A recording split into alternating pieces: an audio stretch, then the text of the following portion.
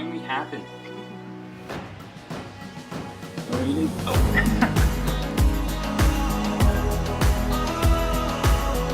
finally happened. Caden Azariah arrived early. His due date was April 6th. Like, our babies always come early, but he was March 18th. So we thought this would be a good opportunity to talk about how we manage being an entrepreneur couple together, working together, and also managing a family and having babies and all that kind of stuff all at the same time, and what that looks like.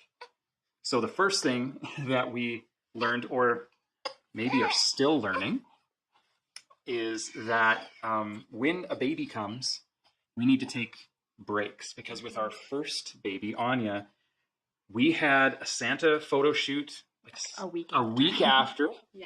and then we had a wedding less than a month after. That was a mistake, and we said we're not doing that again. Next time, we're going to take a break. And so with Trevlyn, we said we're going to take 2 weeks, and we're like, okay, that was a mistake. We need a longer break. Mm-hmm. And so with Caden, we said we're taking a month. Mm-hmm. And that was a good call, though I think it probably should have been longer. So next time it will be longer, because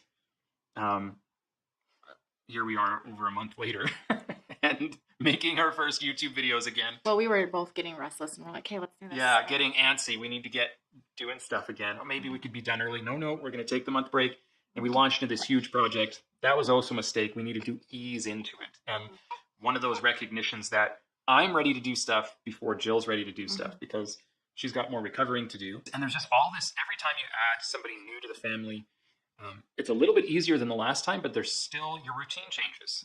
All kinds of things change, and it takes time to figure them out. Well, even just figuring out the whole sleep thing too, right? Like getting your babies to sleep. Sleep is kind of important, and they don't cooperate with that. So that's one. Number one is that when you're adding new kids to the family, you got to schedule in breaks. So like one of those things that's hard with like being an entrepreneur is that when you take a break, you don't make any money, right? It's not like you don't get mat leave, you don't get paid mat leave. You take a break, there's no money coming in. And so that's the hard part. Especially right? at this when you're at the entrepreneur beginning. startup stage where you're hustling and you're really pushing, which a lot of us are at for a long time, longer than we want to be, right? Yeah. And then the other part of that is that we're it. And so any client work gets put on hold too, right? As long as you've adequately prepared a little bit, maybe you have to tighten the belt a little bit during that time, but just relaxing and recognizing the business is not going to fall apart. The things that feel crazy urgent probably can wait. And that's hard to do. We're still learning how to do that. We're still learning how to do all this stuff. These are everything we're saying is still we're saying it to ourselves too, right? Yeah. We're learning, right? The second thing that we've had to learn or been learning is to not be so self-sufficient and independent, and recognizing that it's okay to ask for help and to need help and to lean on other people. And so we've been trying to lean more on our parents, on our siblings, so aunts and uncles for these guys. Right now, Anya and Trevlyn are not here, and they're up at G and Pa's being looked after, so that we can focus on this. You know, G and Pa love having the kids up there, and it allows us to focus on the work, on certain things that, like shooting, where we can't have the kids running around and making a racket in the background. They can help us set up the lights, and I've been training them, trying to get them to a point where they can do that. Having them go up to G and Pa's, they can go up there, they can enjoy being with great grandma and great grandpa, and we can do some work together. And then when they come back, we can actually focus on them and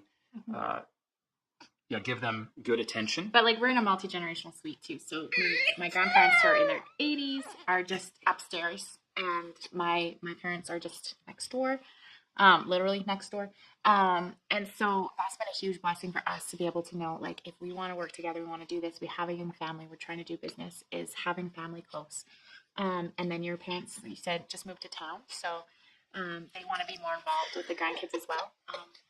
So that's been a huge blessing, and that's without that, I don't know how we would even make some of this possible, really, at this stage. That's the other thing too, in terms of trying to do business as a couple, is just realizing like there's a little bit of give and take, and you don't so much have like you know, this is my responsibility. I take care of the home. I do all the meals. You know, as the homemaker, and then Dallas goes off to work. It becomes a lot more interwoven between us, I would say. And so, which is not to be mistaken with we both have to do the same things and take everything equally. There's still a division of labor, right?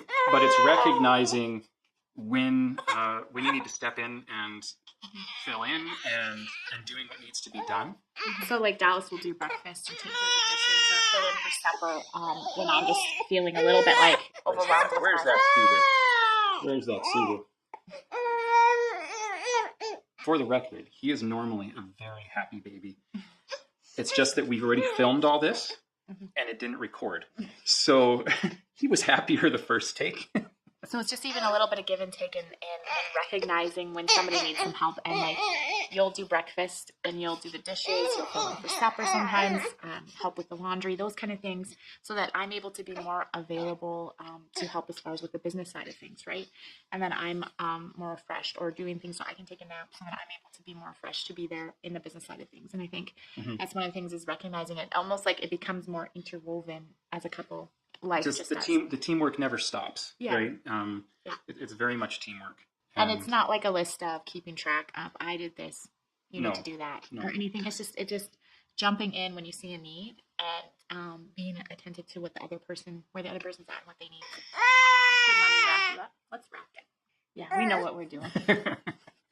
You should listen. This is how well it works, right?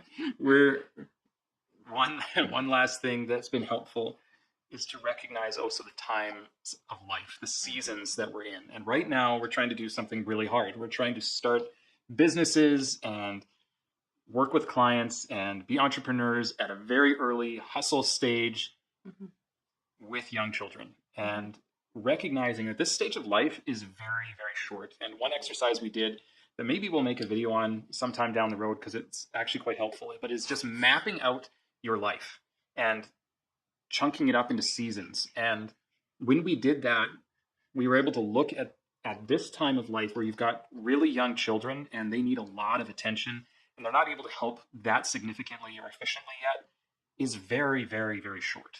It won't be long before Anya is old enough to be very helpful in setting things up. You know, actually, she's already holding the baby for us, but actually able to really soothe the babies, help with meals and putting things away, and actually be a contributor to the family economy.